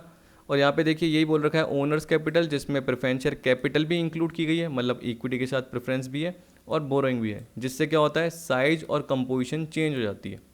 ठीक, आपको पता है पहले 20 लाख के इक्विटी शेयर थे, अब 25 के हो गए। शेयर होल्डर फंड देखोगे तो वो भी आपको 5 लाख से बढ़ा हुआ दिखेगा टोटल में, तो वो एक कंपोजिशन या साइज चेंज हो जाती है। एग्जाम्पल में आपको क्या दे रखा है, अब देखिए मेरे को तो कैसे ध्यान रहता है, शेयर्स उसमें दो part, equity share, preference share, वो इशू करे तो कैश प्रोसीड मिलेगी, ठीक है। डिबेंचर इशू करे तो कैश प्रोसीड मिलेगी। फिर बाकी सारे आप बोरोइंग के पार्ट देख लीजिए, या डिबेंचर के साथ आप bond, public deposit, mutual fund, ये सारे पार्ट सोच लीजिए कि जब आपने इशू करे तो आपको क्या मिलेगा, कैश मिलेगा। इसी तरीके से आपने लोन दिया है, सॉरी लोन लिया, दिया बोल रहा हूँ, लोन लिया, तो वो क्या आएगा आपका, कैश प्रोसीड में, क्योंकि दिया तो वो इन्वेस्टिंग में आएगा, तो आपने लोन लिया, वो क्या आएगा, कैश प्रोसीड में आएगा। अब इनका आप रीपेमेंट भी करोगे, तो आपको पता है कि अगर हम इक्विटी शेयर की बात करते हैं तो रीपेमेंट नहीं होता, बायबैक होता है। क्या होता है, बायबैक। तो buyback of equity share minus में जाएगा, क्योंकि आप खुद के इक्विटी शेयर मार्केट से खरीद रहे हो, उसे बोलते हैं बायबैक ऑफ इक्विटी शेयर। वैसे ही प्रेफरेंस शेयर का क्या होता है, रिडम्पशन होता है, याद रखना। प्रेफरेंस शेयर का क्या होता है, रिडम्पशन। डिबेंचर का क्या होता है, रीपेमेंट बोलते हैं। लोन को क्या बोलते हैं, रीपेमेंट, यानी रिडम्पशन बोलते हैं। तो redemption of debenture, bond, repayment of loan, ऐसे बोलते हैं। तो आपको पता है कि आपने लोन लिया है तो आपका कैश इनफ्लो, पे किया है तो आउटफ्लो। एक और चीज़ याद रख लेना, इसमें शॉर्ट टर्म बोरोइंग भी आती है। तो आजकल हम क्या बोलते हैं, बैंक ओवरड्राफ्ट या कैश क्रेडिट को भी लेते हैं। उसको कैश एंड कैश इक्विवेलेंट में मत दिखाना और लेस मत करना। आपको शॉर्ट टर्म बोरोइंग का मतलब बैंक ओवरड्राफ्ट की बात कर रहे हो या कैश क्रेडिट को फाइनेंसिंग एक्टिविटी में लेना है। याद रखना, जब भी वो इंक्रीज होगी तो ऐड करना है, डिक्रीज होगी तो लेस करना है। अगर आपको बैलेंस शीट में ऐसे दे रखा है कि 20, या आपको क्वेश्चन में बोल दिया कि वो 20 से 30 हो गई, तो आपसे पूछेगा कि क्या करना है, तो आप क्या बोलोगे, ऐड करना है, क्योंकि 10,000 आपकी लाइबिलिटी बढ़ी है। आप मान के चलो शेयर कैपिटल 20 से 25 हो जाती है, तो वो 5 लाख की लाइबिलिटी इंटरनल बढ़ी है। लोन देखते हो अगर 10 लाख का और 11 लाख का हो जाता है, तो इसका मतलब क्या है, आपने 1 लाख का लोन एक्स्ट्रा लिया है, ठीक है। तो वो जो लोन लिया है 1 लाख का, वो क्या है, लाइबिलिटी बढ़ने पर आपके पास क्या आ रहा है, सोर्स आ रहा है। कौन सा सोर्स, कैश का, तो कैश इनफ्लो को डिनोट कर रहा है। तो वैसे बैंक ओवरड्राफ्ट या कैश क्रेडिट में क्या हो रहा है, अगर बढ़ रहा है तो इंक्रीज, और कम हो रहा है 20 से 15 हो गया, इसका मतलब 5,000 आपने पे कर दिया। तो जब भी डिक्रीज का पार्ट है मतलब पेमेंट लेस, ठीक। अब लोन या डिबेंचर पे क्या होता है, आपका इंटरेस्ट होता है, तो इंटरेस्ट पेमेंट भी इसमें जाएगा, क्योंकि आपने फाइनेंस जो लिया है, यानी फाइनेंस जो अरेंज किया है, उससे रिलेटेड आप इंटरेस्ट पे कर रहे हो। वैसे ही आपने जो शेयर्स इशू करे, वो भी एक तरीके से इंटरनल फाइनेंस है, ठीक। प्रेफरेंस शेयर इशू करे तो उस पर क्या देना पड़ेगा आपको, डिविडेंड देना पड़ेगा, तो वो भी आपका फाइनेंसिंग एक्टिविटी में आएगा, ठीक। अब कुछ स्पेशल आइटम है वो बाद में देखेंगे। सबसे पहले हम क्या कर रहे हैं, फॉर्मेट का पार्ट देख रहे हैं। कुछ पर्टिकुलर चीज़ें हैं ऊपर नीचे होती है, अब मैं आपको ऐसे दिखा नहीं सकता, यानी बता नहीं सकता कि मैं बाद में लिख रहा हूँ, क्योंकि मुझे उसके साथ ही थ्योरेटिकल पार्ट को लिखना था। लेकिन समझाने के पॉइंट ऑफ व्यू से पहले मैं आपको फॉर्मेट बता रहा हूँ। आपको पता है कि दो मेथड होते हैं, डायरेक्ट और इनडायरेक्ट। सब में आंसर सेम ही आता है, चाहे डायरेक्ट की बात करो चाहे इनडायरेक्ट। लेकिन फ़र्क क्या होता है, सिर्फ ऑपरेटिंग एक्टिविटी का निकालने का तरीका, मतलब प्रोसेसिंग या कैलकुलेट करने का तरीका, दोनों में क्या होता है, अलग होता है। डायरेक्ट में बिल्कुल सिंपल तरीका है, जिसमें जितना आपको कैश रिसिप्ट हुआ और जितना पे हुआ लेस करके आप कैश जनरेटेड फ्रॉम ऑपरेशन निकाल लेते हो बिफोर टैक्स, यानी फिर उसमें टैक्स लेस करते हो और एक्स्ट्राऑर्डिनरी आइटम एडजस्ट करते हो, तो आपका net cash flow from operating activity आ जाता है। इनडायरेक्ट मेथड में क्या होता है, आप पीएनएल के थ्रू करते हो, तो आपको पता है कि वो नेट प्रॉफिट में सब कुछ है, नॉन कैश, नॉन ऑपरेटिंग और ऑपरेटिंग सब कुछ है। तो आपको क्या करना है, जो नॉन कैश और नॉन ऑपरेटिंग है उनको एडजस्ट करना है। जो भी एक्सपेंस ऐड किए हैं, जो भी एक्सपेंस लेस किए मैं बोल रहा हूँ, उसको ऐड करना है, और जो भी इनकम ऐड की है उसको लेस करना है। तो ऐसे कंफ्यूज मत होना। अगर आप कंफ्यूज हो जाते हो तो पीएनएल के टू साइड का सोच लेना पार्ट, कि वो तो लेस ही है, तो वापस से क्या करना है, ऐड करना है। बाई साइड का मतलब क्या हुआ, इनकम साइड पे ऐड है, तो क्या करना है, लेस करना है। तो ये बोल रहा है कि जो ये फॉर्मेट है, ये जनरल फॉर्मेट आपने देखा होगा, तो जनरल फॉर्मेट आपको पता है, पर ये बोल रहा है कि AS3 कभी भी नहीं बताता कोई स्पेसिफिक फॉर्मेट।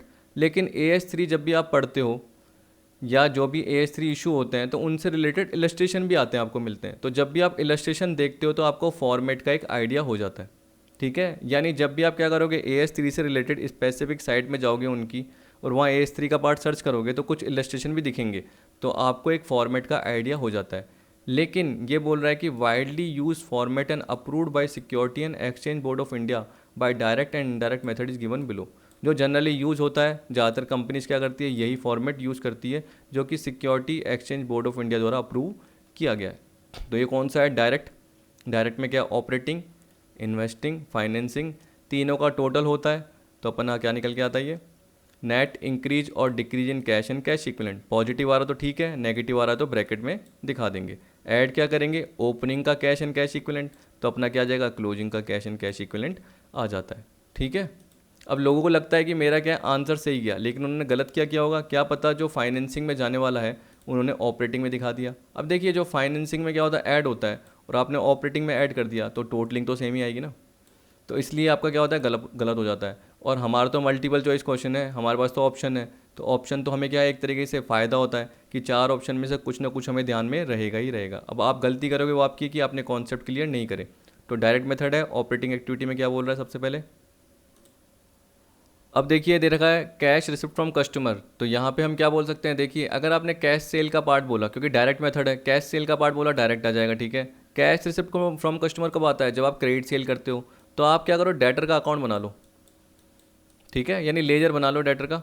और आपको पता है कि करंट एसेट होती है, यानी एसेट है तो उसका बैलेंस क्या आएगा, टू बैलेंस यहाँ आएगा, ओपनिंग बैलेंस है ये, और बाय बैलेंस का आएगा नीचे आ जाएगा, मान के चलो closing, by balance carried down, ये है, ठीक। अब जब भी आप सेल करते हो तो एंट्री क्या करते हो, डेटर्स टू सेल, उधार सेल जो भी करते हो, कैश टू सेल तो आना ही नहीं है, क्योंकि आपको पता है वो डायरेक्ट ही आ सकता है।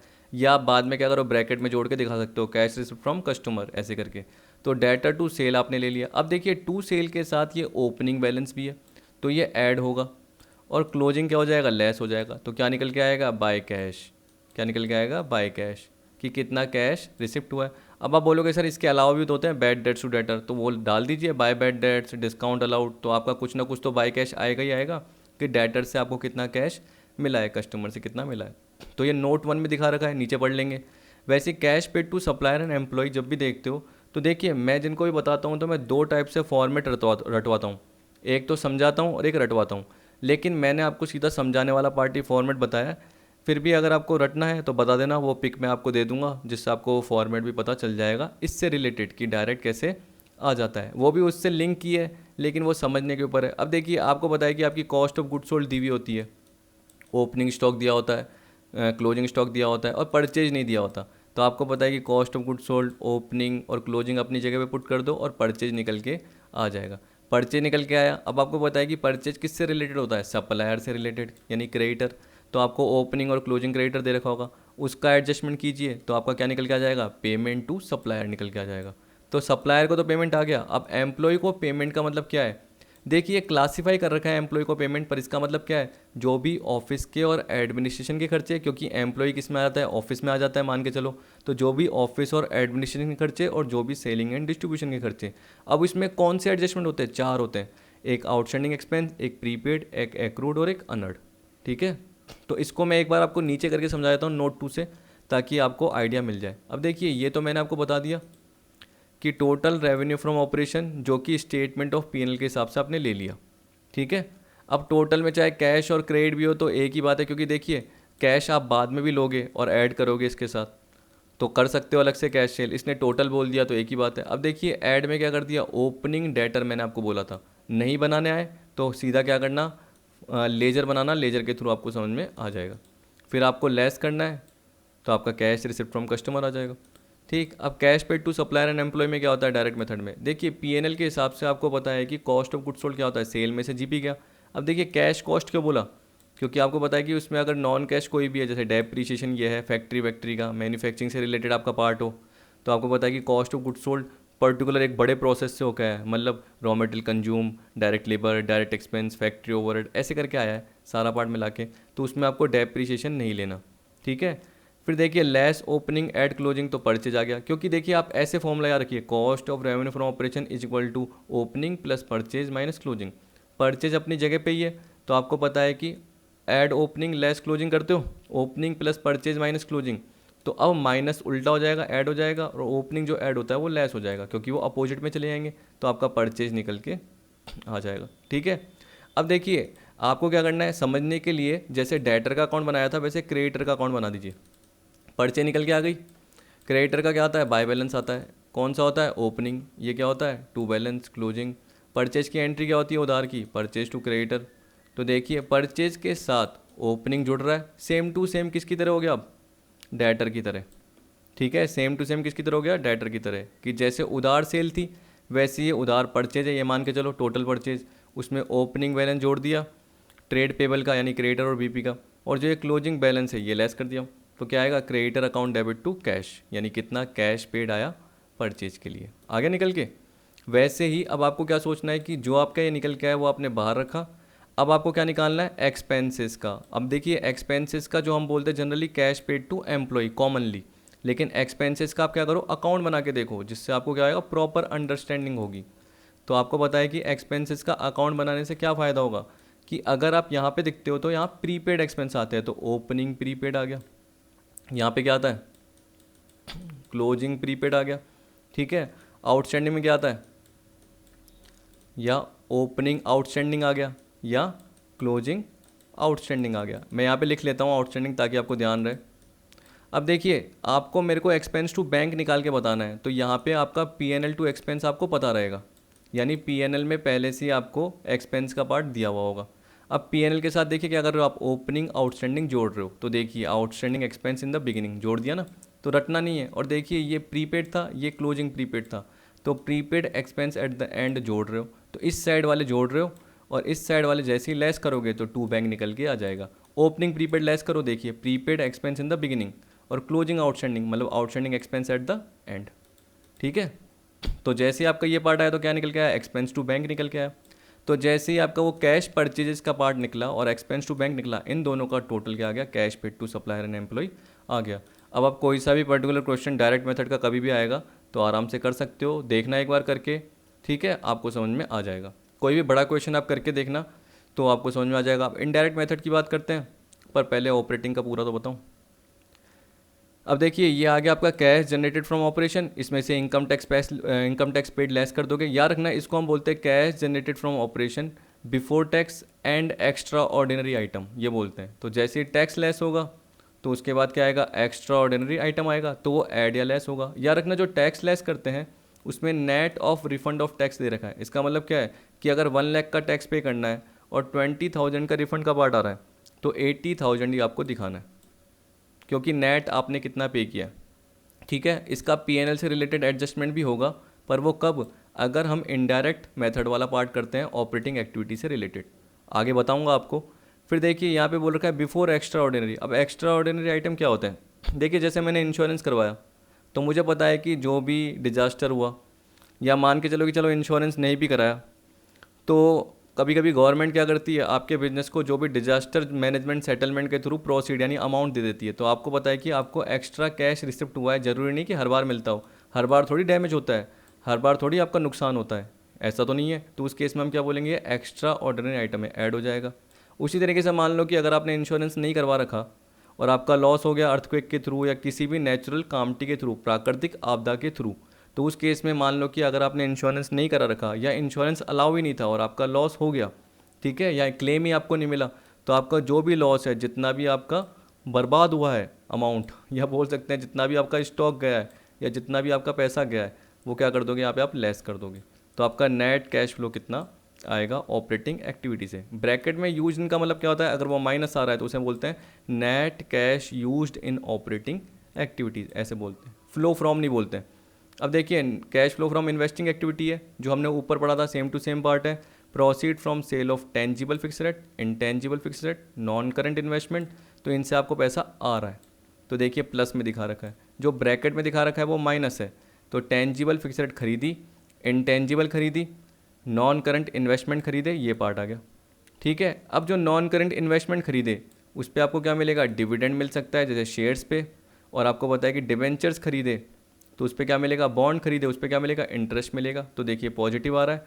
उसी तरीके से कभी कभी आपकी रेंटल इनकम भी होती है, जो कि आपके ऑपरेशन का पार्ट नहीं होता।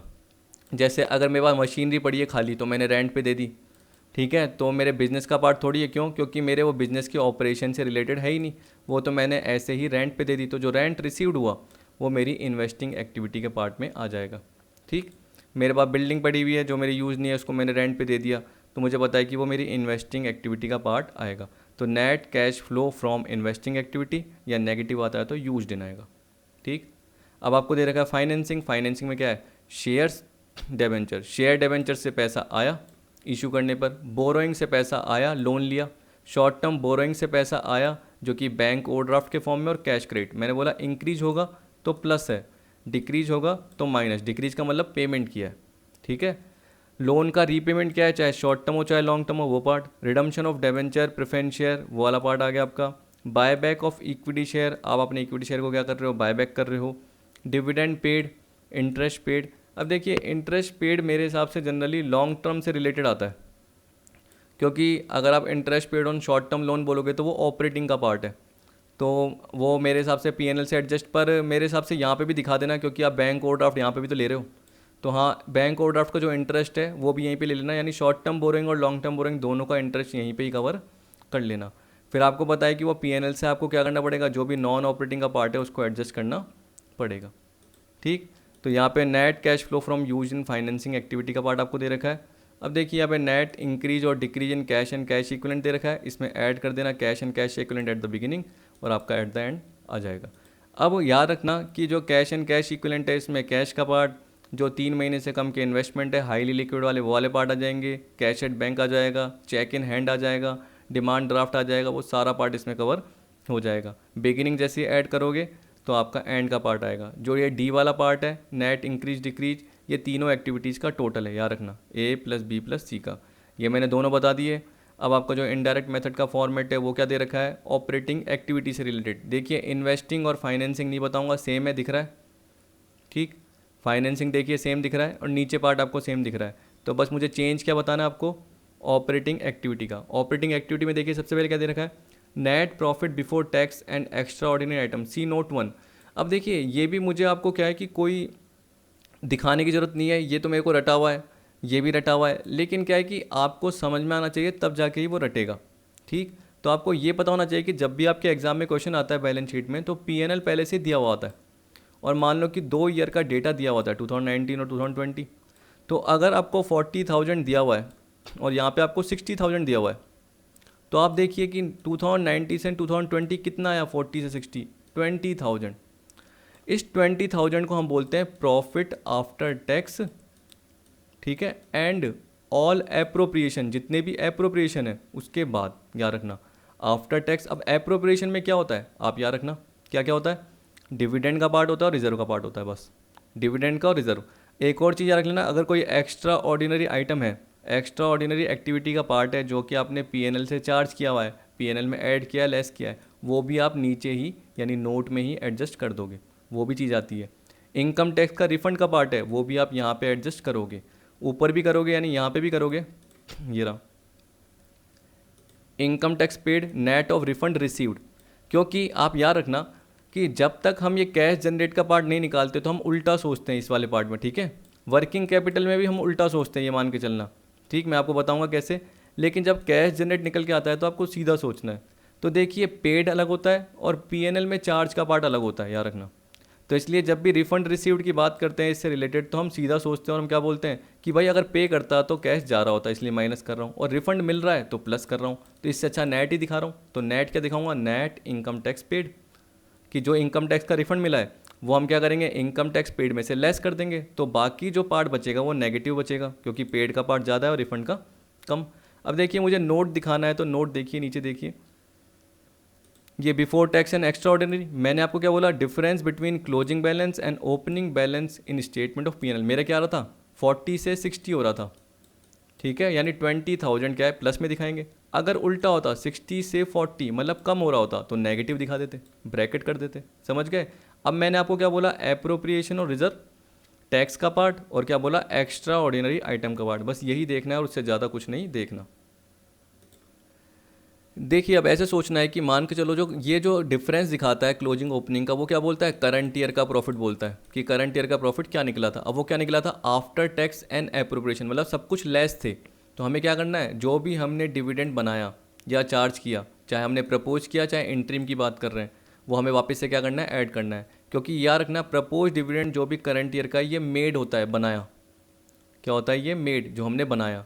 और जो डिविडेंड पेड आता है वो किस में आता है, फाइनेंसिंग एक्टिविटी में आता है। तो उसके लिए आप अलग से क्या बनाते हो, एक अकाउंट बनाते हो। आपको पता है ना, जो मैं फंड फ्लो में भी आपको बताया था कि propose dividend provision for taxation का अलग से अकाउंट बनता है। तो प्रोविजन फॉर टैक्सेशन मेड और प्रपोज डिविडेंड मेड, याद रखना।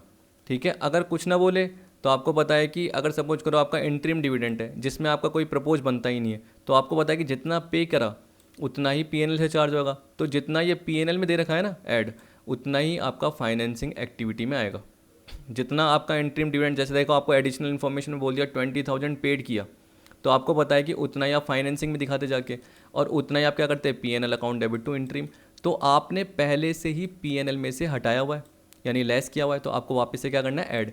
क्योंकि आपको क्या करना है, ऊपर तक पहुंचना है। आप नीचे हो, आपका हो नीचे, और आपको ऊपर पहुंचना है। ऊपर कहाँ तक पहुंचना है, ऑपरेटिंग प्रॉफिट तक पहुंचना है। समझ गए कहाँ तक पहुंचना है। इसलिए ऑपरेटिंग प्रॉफिट तक पहुंचने की पहली सीढ़ी क्या है, आपको before tax and extraordinary item चाहिए। फिर क्या बोलता है, बाद में देखेंगे नॉन कैश और नॉन ऑपरेटिंग का, पहले नोट तो बना ले। तो पहले नोट बना लिया जिसमें हमें क्या देखना है, एप्रोप्रिएशन का सारा पार्ट देखना है और टैक्स से रिलेटेड पार्ट देखना है। तो एप्रोप्रिएशन ऐड कर दो। रिजर्व का पार्ट देखो, ये भी एप्रोप्रिएशन होता है। तो अगर आपने रिजर्व में जो ट्रांसफ़र किया था, देखो एंट्री क्या की थी, पीएनएल टू रिजर्व, तो आपने क्या कर रखा है, कम, वापस से क्या कर लो, ऐड। ठीक, तो ये बोल रहा है अगर रिजर्व करंट ईयर का इंक्रीज हुआ है पिछले साल से, तो वही चीज़ जैसे मैंने आपको बताया कि जनरल रिजर्व दे रखा है और 19 में दे रखा है 20, और 2020 में आपको दे रखा है 25,000। तो आपको पता है कि 2019 में 20,000 था, 20,000 से 25,000 हो गया, यानी 25,000, तो 5,000 बढ़ गया। तो आपको क्या करना पड़ेगा, इसको ऐड करना पड़ेगा। प्रोविजन फॉर टैक्सेशन जो भी आपने बनाए वो आपको क्या करने पड़ेंगे, ऐड। बनाए, पे नहीं करे, याद रखना। ठीक है, जितने आपने पीएनएल से चार्ज किए। प्रेफरेंस डिविडेंड जितना आपने पीएनएल से चार्ज करा। Extraordinary item if any debited to statement of PNL. इसका मतलब क्या है, अगर आपने पीएनएल में डेबिट कर रखा है, मतलब पीएनएल 2 कर रखा है, कोई भी है एक्स्ट्रा ऑर्डिनरी जो कि एक तरीके से लॉसेस से रिलेटेड है, कोई आपने क्लेम दिया, पर जनरली क्या होता है कि हम एक्स्ट्रा ऑर्डिनरी आइटम कोई पीएनएल में कम ही दिखाते हैं, तो इसलिए आपका पार्ट यहाँ पे शो नहीं होता, तो इसको छोड़ दीजिए चाहे। ठीक, लेस में आप देखोगे तो आपको पता है कि देखिए अगर आपको रिफंड ऑफ टैक्स मिला तो एंट्री क्या होती है, income tax account debit to PNL, ये होती है। तो आपको पता है कि आपने पीएनएल में ऐड किया होगा तो आपको लेस करना है। इसी तरीके से कोई एक्स्ट्रा ऑर्डिनरी आइटम आपने क्रिएट कर रखा है तो पीएनएल बढ़ा हुआ है, तो आपको पता है कि ऐड था, आपको लेस करना है। रिजर्व आपने क्या कर दिया, जैसे ये ट्रांसफ़र टू रिजर्व की बात करते हैं तो पीएनएल टू रिजर्व बोल रहा था मैं आपको। वैसे ही कभी कभी क्या होता है, हम है ना जो रिज़र्व का पार्ट ज़्यादा बना लेते हैं एक्सिस, तो वो रिज़र्व हम क्या करते हैं, वापस पीएनएल में डाल देते हैं। ठीक है, उसे बोलते हैं ट्रांसफ़र फ्रॉम रिज़र्व। रिज़र्व से कहाँ ट्रांसफ़र हुआ, पीएनएल में आ गया, तो पीएनएल में बढ़ा हुआ दिख रहा है, तो पीएनएल में क्रेडिट दिख रहा है, तो हमें क्या करना है, उसको लेस करना है।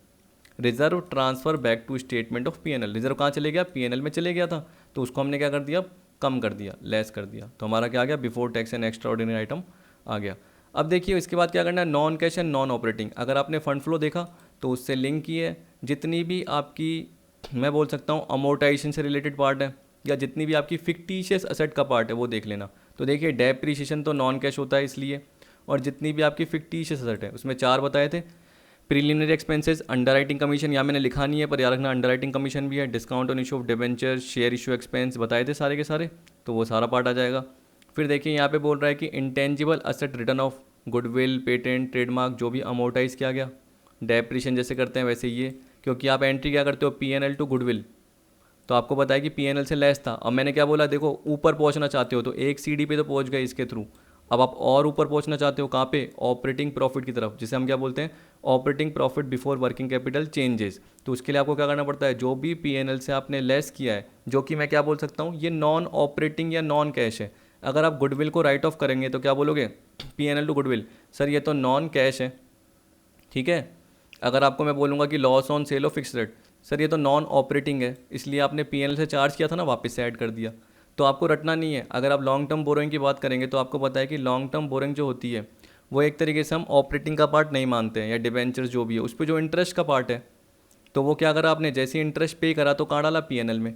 अब देखिए गलत नहीं होता, हम बस क्या निकालना चाहते हैं, कैश फ्लो निकालना चाहते हैं, इसलिए हम क्या कर रहे हैं, वापस से एडजस्टमेंट कर रहे हैं। गलती कोई भी नहीं है, हम बस क्या कर रहे हैं, ऐड कर रहे हैं।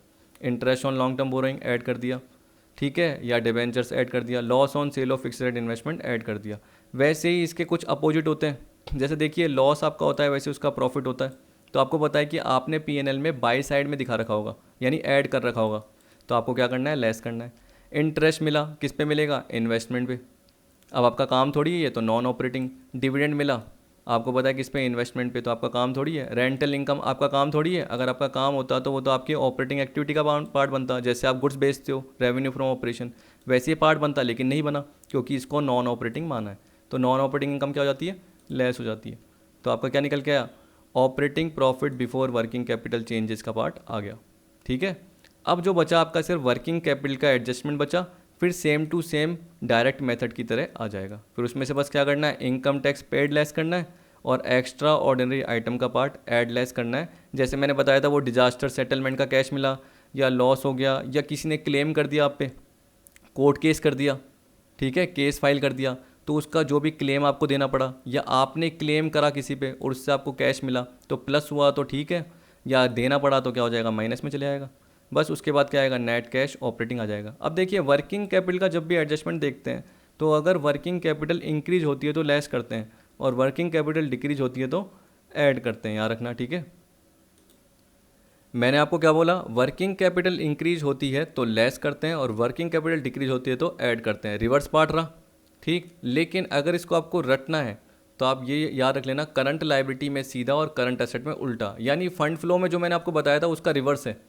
फंड फ्लो में मैंने आपको क्या बताया था, कि मैंने बताया था जो करंट एसेट्स है ना उसके लिए सीधा और करंट लायबिलिटी के लिए उल्टा। जब भी हम शेड्यूल या statement of change in working capital बनाते हैं तो उसमें मैंने बताया था कि अगर करंट एसेट बढ़ रही है तो उससे वर्किंग कैपिटल बढ़ रही होती है, ठीक है। तो आपको पता है क्यों, क्योंकि करंट एसेट्स क्या है, पहले मान के चलो 1 लाख की थी और करंट लायबिलिटी 60 थी, तो आपका वर्किंग कैपिटल कितना रहा था, 40। अब अगर आपकी करंट एसेट 120 हुई और करंट लायबिलिटी 60 रही, तो 120 में 60 गए तो कितना आया, 60 आया। तो पहले वर्किंग कैपिटल 40 थी, अब 60 हो गई। अब देखिए आपको ये ध्यान रखना है कि वर्किंग कैपिटल इंक्रीज होने पर लेस करते हैं, तो इसके लिए हम क्या सोचेंगे कि अगर करंट एसेट बढ़ती है तो लेस कर दो, और करंट एसेट कम होती है तो ऐड कर दो। इसलिए यहाँ पे जब भी कैश फ्लो का पार्ट देखते हो तो फंड फ्लो का अपोजिट सोचना है, कि जब भी करंट एसेट्स बढ़ेगी तो क्या करना है, लेस करना है। देखो दिख रहा है, लेस करना। और जब भी करंट एसेट्स कम होगी तो क्या करना है, ऐड करना है। वैसे आप करंट लायबिलिटी के लिए सोचिए कि अगर करंट लायबिलिटी बढ़ती है तो वर्किंग कैपिटल डिक्रीज होती है, और डिक्रीज इन वर्किंग कैपिटल क्या होता है, ऐड होता है। अब इतना टिपिकल सोचोगे, उससे अच्छा क्या सोचो कि करंट लायबिलिटी में सीधा, कि करंट लायबिलिटी बढ़ेगी तो ऐड कर दो और करंट लायबिलिटी कम होगी तो लेस कर दो। सबसे बढ़िया तरीका ये है, आपको आ जाएगा समझ में, ठीक है। कैश और कैश इक्विवेलेंट को नहीं लेना, उसके अलावा सारी एसेट्स को ले लेना है। स्टॉक ले लेना है, डेटर्स ले लेना है, प्रीपेड एक्सपेंस ले लेना है, बीआर ले लेना है, ठीक है, एक्रूड इनकम ले लेना है। वो सारा पार्ट आपको कवर कर देना है जो उसमें दे रखा है, ठीक। याद रखना वो पर्टिकुलर पार्ट आपको कवर कर लेने। अब आप देखिए, और हाँ अगर आपने इन्वेस्टमेंट का पार्ट इसमें देख लिया, देखना करंट इन्वेस्टमेंट का पार्ट अगर आपने यहाँ पे ले लिया किसमें, इन्वेस्टिंग एक्टिविटी में, तो फिर आपको यहाँ नहीं लेना। पर जनरली मैं आपको क्या बोलूँगा कि हाँ यहीं पे ही आप लेने की कर सकते हो, क्योंकि देखिए वैसे तो ज़्यादातर इसमें नॉन करंट इन्वेस्टमेंट ही बोलता है, तो इसका कोई स्पेसिफिक क्राइटेरिया नहीं है। तो मेरे हिसाब से आप क्या करना कि करंट इन्वेस्टमेंट, क्योंकि बोला ना other investment other than cash and cash equivalent, तो आप इन्वेस्टिंग एक्टिविटी में ले सकते हो, करंट इन्वेस्टमेंट ले लेना, कोई यहाँ पे गलत नहीं होगा। तो जो भी करंट इन्वेस्टमेंट है ले लेना, लेकिन किसको छोड़ के, कैश एंड कैश इक्विवेलेंट वाले पार्ट को छोड़ के, बस ये याद रख लेना। तो इसमें कुछ ये पार्ट होते हैं। अब मैं क्या कर रहा हूँ, आपको एक इलस्ट्रेशन बता रहा हूँ, क्योंकि देखिए क्या अगली वीडियो में बताऊँगा तो थोड़ा आपका कॉन्सेप्ट क्या हो जाएगा, गुम हो जाएगा, आपको समझ में नहीं आएगा। तो इसलिए मैं क्या कर रहा हूँ, पर्टिकुलर ये पार्ट बता रहा हूँ, और जो थ्योरेटिकल पार्ट बचा हुआ है कुछ अगली वीडियो में कवर करेंगे, और इन्वेस्टिंग और फाइनेंसिंग के आपके इलस्ट्रेशन बचे हुए हैं और भी, तो वो भी मैं अगली वीडियो में कवर कराऊंगा। यहाँ पे देखिए ये बोल रहा है x limited made a profit of 1 lakh after considering the following item, मतलब ये सारे एडजस्ट थे, ये सारे लेस या ऐड थे। आफ्टर कंसीडरिंग का मतलब क्या होता है, या तो लेस होंगे या ऐड हो रखे होंगे, ये हो रखे होंगे, लेकिन आपको बिफोर पे पहुंचना है तो आपको क्या करना पड़ेगा, रिवर्स। इसका मतलब जो भी नॉन कैश या नॉन ऑपरेटिंग एक्सपेंस है, मतलब डेप्रिसिएशन, फिक्टिशियस जो मैंने बताया ऊपर, लॉस का पार्ट, एबनॉर्मल लॉस का पार्ट जो भी है, interest on long term borrowing है, वो सारे आपको एक्सपेंस ऐड करने पड़ेंगे। और जो भी इनकम है, इंटरेस्ट रिसीव्ड, डिविडेंड रिसीव्ड, ठीक है, और क्या बताया था मैंने आपको, रेंटल इनकम बताया था, और बताया था profit on sale of fix rate, जो भी आपने ऐड कर रखा है या profit on sale of investment add कर रखा है उसको आपको लेस करना है। तो यहाँ पे देख लेना डेप्रिशिएशन क्या होगा, वापस से आपका ऐड हो जाएगा, ठीक है। पर आपको बताया कि अगर आप वर्किंग नोट बनाते हो तो आप सबसे पहले क्या करते हो, profit before tax and appropriation. तो यहाँ पे देखना है, एक तो टैक्स का पार्ट ये लेस है और एक एप्रोप्रिएशन में जनरल रिजर्व आ रहा है, और डिविडेंड मुझे कहीं नहीं दिख रहा है कि नहीं। तो आपको ये दोनों पार्ट क्या करने पड़ेंगे, देखिए प्रोविजन फॉर टैक्स है, ये इतना पीएनएल से बनाया होगा, और ये ट्रांसफ़र टू जनरल रिजर्व है, इसका मतलब क्या है 14,000, ये जनरल रिजर्व में ट्रांसफ़र किया पीएनएल टू जनरल रिजर्व, मतलब पीएनएल कम है इससे, तो ये भी कम है ये भी कम है, तो वापस से बढ़ा देंगे। तो 1 लाख प्लस 1,74,000, तो आप देखना नीचे 2,74,000 आ रहा होगा, ये रहा आ गया। इसे हम बोलेंगे net profit before tax and extraordinary item. आपको सिर्फ मैं ऑपरेटिंग एक्टिविटी का ही बता रहा हूँ कि आपसे पूछा है कैश फ्लो फ्रॉम ऑपरेटिंग निकालना है, तो देखिए 274 आ गया। अब देखिए क्या आएगा, नॉन कैश और नॉन ऑपरेटिंग आइटम का एडजस्टमेंट। अगर आप देखोगे कि सर क्वेश्चन पूरा नहीं पढ़ाया, तो देखिए टाइमिंग की कमी है। अगर आप ये देखोगे एडिशनल, तो ये आपको करंट असेट और करंट लायबिलिटी की इन्फॉर्मेशन दे रखी है 2 ईयर की। तो ये कब करेंगे, जैसे operating profit before working capital change आएगा। तो सबसे पहले हमने क्या निकाला, net profit before tax and extraordinary item, जिसमें हमने ये 4th और 5th का पार्ट कर दिया। अब देखिए बाकी सारे जो है ना आपके नॉन कैश नॉन ऑपरेटिंग है। डेप्रीशिएशन क्या था, लेस, ऐड कर दो। 10,000 क्या था, लेस, ऐड कर दो। 1,000 क्या था, लॉस ऑन सेल, लेस था तो ऐड कर दो। 20, 10, 1 ऐड हो रखे होंगे देखना। और ये प्रॉफिट क्या था आपका, ऐड था, तो क्या कर दो, लेस कर दो। समझ गए। तो ये पहले से ही आपके पीएनएल में 2 साइड पे थे और ये बाई साइड में था। जो 2 साइड के हैं आपको क्या करना है, यानी जो डेबिट हो चुके हैं उनको आपको वापस से ऐड करना है, और जो क्रेडिट हो चुके हैं उनको आपको लेस करना है। तो देखना 20, 10, 1 ऐड हो चुके होंगे, हो गए, और ये 6,000 लेस हो गया, तो ये 299 आया बस। तो आपको ये operating profit before working capital change आ गया। अब आपको क्या करना है, बस वर्किंग कैपिटल। अब देखिए वही सोचिए मेरा कॉन्सेप्ट जो मैंने आपको बताया कि अगर वर्किंग कैपिटल बढ़ती है तो लेस, और वर्किंग कैपिटल कम होती है तो ऐड, रिवर्स करना है। पर करंट लायबिलिटी में सीधा डायरेक्ट, और करंट एसेट में इनवर्स, करंट एसेट्स में इनवर्स, मतलब उल्टा सोचना है कि अगर करंट एसेट बढ़ेगी तो लेस करेंगे और कम होगी तो ऐड करेंगे। करंट लायबिलिटी बढ़ेगी, बढ़ रही है तो ऐड, इंक्रीज हो रही है तो ऐड, और कम हो रही है तो लेस, इसमें सीधा सोचना है, ठीक है। डेटर्स 24 से 30 बढ़ रहे हैं तो लेस करेंगे, देखना क्या आएगा, लेस आएगा। क्रेडिटर देखिए, पर देखिए एक बार मैं इसका बता देता हूँ, चलो क्रेडिटर का भी देख लीजिए। 20 से 30 बढ़ रही है तो क्या करोगे, ऐड करोगे। BR देख लीजिए 20 से 17, ये एसेट होती है, कम हो रही है तो क्या करोगे, लेस हो रही है तो ऐड कर देंगे, ऐड कर देंगे। BP लाइबिलिटी होती है 16 से 12, कम हो रही है तो लेस कर देंगे। और प्रीपेड एक्सपेंसेस 400 से 600, तो अपने प्रीपेड एक्सपेंसेस बढ़ रहे हैं, मतलब करंट एसेट बढ़ रही है तो लेस कर देंगे। अब देखिए कितनी जल्दी हो जाता है। तो आपको पता चला कि ये 30, एक तो डेटर्स का पार्ट लेस होगा, और एक आपका BP का पार्ट होगा, और एक आपका प्रीपेड का पार्ट होगा। क्योंकि डेटर्स और प्रीपेड बढ़ रहा है, करंट एसेट बढ़ रही है इसलिए लेस करा, और BP आपकी कम हो रही है इसलिए लेस करा। तो आप देख लेना डेटर्स, BP और प्रीपेड, एक बार जाके देख लेते हैं नीचे, लेस लेस, और बाकी दोनों ऐड होंगे। हाँ ये लेस हो रहा है ना, देखो डेटर्स, BP और प्रीपेड, देखिए 6,000, ये 200 और ये 4,000, और देखिए बाकी दोनों क्या हो रहे हैं, ऐड हो रहे हैं। समझ गए। तो याद रखना क्रेडिटर जब बढ़ेगा तो ऐड करेंगे, अगर करंट असेट्स आपकी क्या होगी, कम होगी तो ऐड करेंगे, रिवर्स।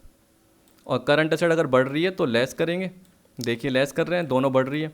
और अगर करंट लायबिलिटी आपकी कम हो रही है तो लेस करेंगे, सीधा सोचना है। तो आपका क्या आ गया, ये आ गया। अब आप सोचिए कि आपको जो प्रोविजन फॉर टैक्स दे रखा है वो कितना दे रखा है, 1,60,000 दे रखा है आपको। कितना दे रखा है, 1,60,000। नीचे देखिए और कोई इन्फॉर्मेशन दे रखी है क्या आपको, नहीं। तो अगर आपको प्रोविजन फॉर टैक्स 1,60,000 दे रखा है तो इसका मतलब क्या है, जितना आपने प्रोविजन पीएनएल से चार्ज किया है उतना ही आपने साल के दौरान पे किया होगा। तो देख सकते हैं इनकम टैक्स पेड, देखो एक एक लाइन नीचे चली गई है थोड़ी सी, लेकिन याद रखना ये लेस इससे रिलेटेड है। तो आपका क्या आएगा, net cash flow from operating activity. तो अगर आपको कुछ ना बोले, मैं आपको नीचे फॉर्मेट भी बता के दे रखा है, आपको बाद में समझ में आ जाएगा। ये रहा कि अगर मान के चलो कि तुम्हारा जो पीएनएल का प्रोविज़न आपने बोला कि 1,60,000 ही था, तो पे भी कितना करा होगा, 1,60,000 ही करा होगा। इसका मतलब क्या है, ओपनिंग भी उतना ही था और क्लोजिंग भी उतना ही था। जब आपको कुछ ना बोले तो जितना ओपनिंग है वो इस साल पे हो जाता है और क्लोजिंग का चार्ज होता था पीएनएल में। तो हमें पता है कि जितना पीएनएल में बना था वो 160 बना था, तो उतना ही आपने पे कर दिया। ठीक है, जब स्पेसिफिकली आपको दे देगा, जो कि मेरे हिसाब से अगली किसी वीडियो में आपका आएगा ही आएगा। देख लेता हूँ कि मैंने क्वेश्चन में कवर किया है नहीं किया। नहीं, वैसे तो कवर नहीं करा, पर फिर भी आप एक बार कोशिश करके देखना, आपको समझ में आ जाएगा कि प्रोविज़न फॉर टैक्स मैं आपको पहले भी बता चुका हूँ। और नहीं तो मैं क्या करूँगा कि बाद में कभी क्या करूँगा, इसका पर्टिकुलर क्वेश्चन कवर कर लूँगा। तो आई होप आपको यहाँ तक का पार्ट समझ में आया होगा। और अपना cash flow from operating activity कितना आ गया, 1,41,800 आ गया। ठीक है, तो आप याद रखना, इस तरीके से आपके बहुत सारे पार्ट पर्टिकुलर आ जाते हैं। प्रैक्टिस करते रहिए, आपके बनते रहेंगे। और पास्ट ईयर के एमसीक्यूज, थियोरेटिकल कॉन्सेप्ट जरूर देखिए। आपके पास जो भी रेफरेंस बुक है उसके साथ एमसीक्यूज कवर करते रहिए। नहीं लेके आए तो कोई पर्टिकुलर रेफरेंस बुक लेके आ जाइए, क्योंकि ज़रूरी नहीं कि मेरे ही पास्ट ईयर के एमसीक्यूज सफिशेंट हो। क्यों? वो तो एक कॉन्सेप्ट क्लियर करते हैं, लेकिन जितने ज़्यादा आप एमसीक्यूज कवर करोगे उतने ज़्यादा आपके नेट प्लस जेआरएफ के चांसेस ज़्यादा से ज़्यादा रहेंगे। क्योंकि आपको अगर क्या होता है, पर्टिकुलर कोई भी मेरे पॉइंट याद नहीं रहते तो वो किसके थ्रू याद रहेंगे, एमसीक्यूज के थ्रू याद रहेंगे। आप बोलते हो सर थ्योरीज हैं बहुत सारी, तो आप क्या करोगे, उसको 2 बार पढ़ोगे फिर आप भूल जाते हो। तो जब एग्ज़ाम का टाइम आएगा उसको 15 से 20 डेज़ पहले अगर आप रीड करोगे, तो उससे पहले अगर आपने एमसीक्यूज किए हुए हैं तो उससे आपके माइंड में क्या होगा, कॉन्फिडेंस रहेगा कि हाँ हमने ये पर्टिकुलर पॉइंट पढ़ा हुआ है और मुझे ध्यान है। और 4 में से एक ऑप्शन आपको ध्यान रहेगा। और वो कभी कभी जो फ्लूक, यानी एक तरीके से जो आपने पढ़ा हुआ है और एग्ज़ाम में अगर हम भूल भी जाते हैं उस पॉइंट के लिए, तो बाद में आपको कभी ना कभी, यानी जैसे एग्ज़ाम के टाइम पे ही पॉइंट ऑफ व्यू से आपको याद हो जाएगा कि हाँ यार 4 ऑप्शन है, इसमें से 3 तो मुझे गलत लग रहे हैं। तभी क्या होता है कि कभी कभी मेरा एस्टीमेट भी सही हो जाता है, क्योंकि मैंने कभी पहले पढ़ा होता है लेकिन मैं भूल जाता हूँ। पर जैसे एग्ज़ाम में आप 4 ऑप्शन देखते हो तो आपको ध्यान आ जाता है। तभी मैंने बोला पास्ट ईयर के एमसीक्यूज कवर करते जाइए, इंपॉर्टेंट एमसीक्यूज कवर कीजिए, क्योंकि कभी कभी आपको सेम इंपॉर्टेंट एमसीक्यूज भी कवर हो जाते हैं जो ट्रूमैन या अरिहंत की बुक में दे रखे होते हैं। ठीक है, क्योंकि वो भी कहाँ से कवर किए गए हैं, वो भी पर्टिकुलर नेट से या कहीं ना कहीं किसी न किसी सोर्स से कवर किए हैं। और ये भी क्या करते हैं, कभी कभी सेम टू सेम वैसा ही पुट करके दे देते हैं। ठीक है, तो अभी तो पार्ट आपका हो गया। अब अगली वीडियो में क्या करेंगे, बाकी कैश फ्लो का पार्ट कवर करके आपको पास्ट ईयर के मैं एमसीक्यूज प्रोवाइड कर दूंगा, किसके, फंड फ्लो के और कैश फ्लो के दोनों। तो वीडियो देखने के लिए थैंक यू।